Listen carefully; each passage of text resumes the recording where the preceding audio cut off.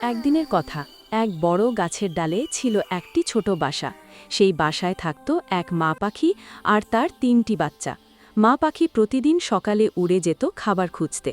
ফুল থেকে মধু, মাঠ থেকে দানা, ছোট ছোট পোকা কুড়িয়ে আনত বাচ্চাদের জন্য। বাচ্চারা তখন ডানায় ছোট ছোট পালক গজাচ্ছিল। তারা বাসার ভেতর কিচিরমিচির করে মাকে ডাকত, মা, মা, তুমি কবে উড়তে শেখাবে?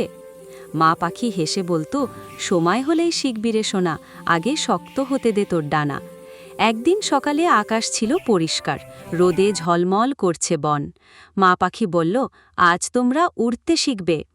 বাচ্চারা ভয় পেয়ে গেল, কিন্তু মা পাখি তাদের সাহস দিল।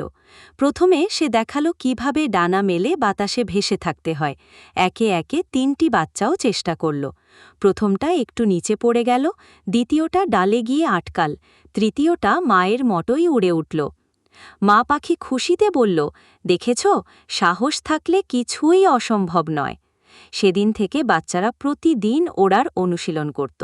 কিছুদিনের মধ্যেই তারা নিজেরাই খাবার সংগ্রহ করতে শিখে গেল। শিক্ষা, সাহস আর চেষ্টা থাকলে ছোট ডানাও একদিন বড় আকাশে উড়তে পারে।